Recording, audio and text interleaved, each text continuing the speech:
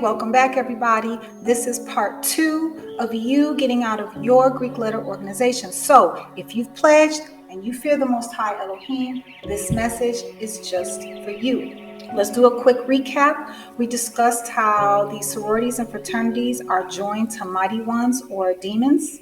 Okay, and I gave you some homework to do in that regard. Okay, we also talked about how to identify a true light from a false light.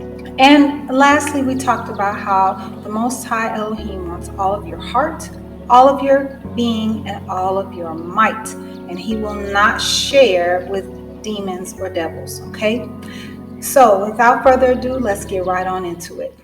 Colossians 3 verse 5.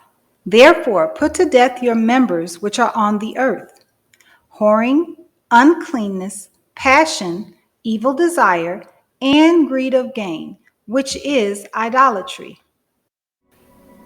Some things are not bad in and of itself, okay? It can merely be our passion, or what some translations call an inordinate affection, that causes us to step into the snare of idolatry. Okay, so a good example of that would be money. Okay, you have 1 Timothy 6:10. It says that the love of money, okay, the love of money is the root of all evil. And in Matthew 6:24, Yeshua says we can't serve two masters. You can't serve Elohim and Mammon. However, this is not the case when it comes to sororities and fraternities. Once you go through that initiation process with these organizations, a covenant is made, okay? Just like a marriage ceremony. So by default, you belong to that organization, and you know it's true because that's why many get branded. It shows ownership, just like how livestock get branded. You belong to that organization. Now, folks, this is idolatry, okay? Idolatry is sin, and sin is bondage. Proverbs 5:22. The wrong one is entrapped in his own crookedness, and he is caught in the cords of his sin. Exodus 34:12. Guard yourself, lest you make a covenant with the inhabitants of the land where you are going, lest it be a snare in your midst. Exodus 34:14.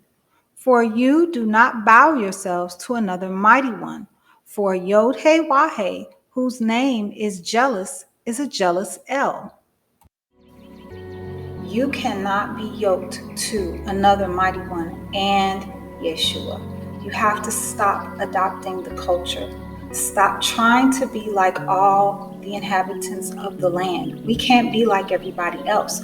We are to be set apart to Him, not to sororities and fraternities. And those sororities and fraternities, they are set up as snares, okay? And they're set up to receive your fidelity, your devotion, your exaltation. And it doesn't matter if you're a poster kid for that organization or not, or if you're active or even an inactive member. It doesn't matter. The covenant has been made, okay? And it doesn't matter how much y'all pray in the meetings, or how many good deeds y'all have done in the name of your organization, which should be a red flag right there.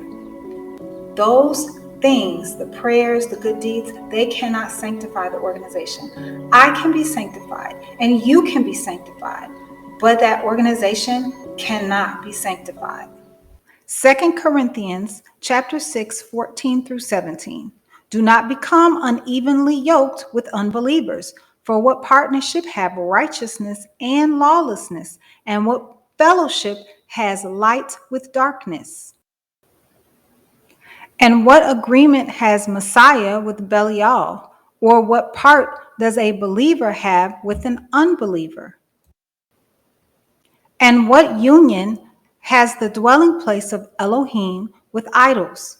For you are a dwelling place of the living Elohim, as Elohim has said, I shall dwell in them and walk among them, and I shall be their Elohim, and they shall be my people. Therefore, come out from among them and be separate, says Yod-Heh-Wah-Heh, and do not touch what is unclean, and I shall receive you. Being a part of a Greek letter organization is not a situation where you have an unhealthy passion for it, and that's why it's wrong. No, this is about who you are in a covenant relationship with. Greek letter organizations are unclean, okay? And you need to come out from among them. And I know you're thinking about your sorors or your bros and the bond that you all have with them and the love. But remember, this all boils down to love. And who do you love more? Do you love them more? Or do you love him more? Remember, the organization itself cannot be sanctified. But those members, if they choose to come out, they can be sanctified. Matthew chapter 12, 46 through 50. And while he spoke unto the people, his mother and his relatives stood outside and wanted to speak with him. Then a certain man said to him, Your mother and your relatives are standing outside and are asking for you. So Yeshua answered and said to him, Who is my mother and who is my brother or my relative? Everyone who does the will of my Father who is in the heavens, he is my brother and my sister and my mother. With those verses in mind, who are your brothers and who are your sisters? If you fear Elohim and you are following Yeshua, the answer should be that your brothers and your sisters are the ones who are doing Elohim's will. So is being joined to a mighty one his will? Let's look at a scripture. Ecclesiastes 12:13.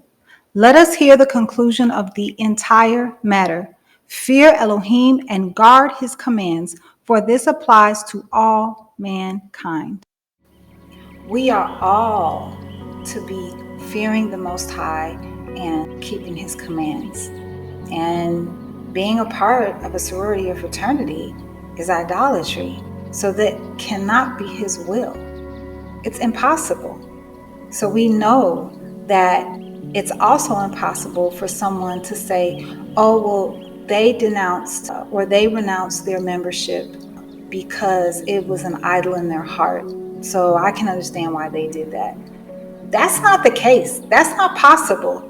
This is about a covenant relationship, who you are in a covenant relationship with. When people pledge, they don't know that they are making a covenant with an organization that is knitted to a mighty one, an ancient demon. And so you joined and you didn't know what was going on, but they like it like that. It's set up that way. I told you it's on purpose. So now that you are coming into this knowledge and you're going to start doing the research and the burden of proof, you're going to have that proof. It's going to be time to make a choice. If you fear Elohim, please seek him on this matter. All right, time is running out. The bridegroom, Yeshua, he's coming back, and he's coming back for a bride without spot or wrinkle. Please make this an urgent matter, because I told you in part 1, your soul is worth it. And know that you got to do it the right way. You make the decision and you say, I don't want to be a part of any idolatry. Okay? When you do that, you got to make sure you do it right. Because remember, it's a covenant relationship. So just like with marriage, it's legally binding. If you move out and your husband moves out and you all get 2 separate places and you live 2 separate lives, but you never officially get a divorce, it's just a separation. Remember, I said it doesn't matter if you're an active member or an inactive member. You know, you're still in a covenant relationship, so you have to make it official. There has to be a divorce. So the initiation was official. The severing of ties needs to be official. You're going to have to contact your organization to see the steps that need to be taken. Call and check, and then find out what needs to be done and get it done. Don't waste any time. This concludes the message, but if you have any further questions or concerns, or if you want to share any of your stories with me, please send me an email. With that, I'm going to say shalom, and I'm going to leave you with Psalm chapter 16.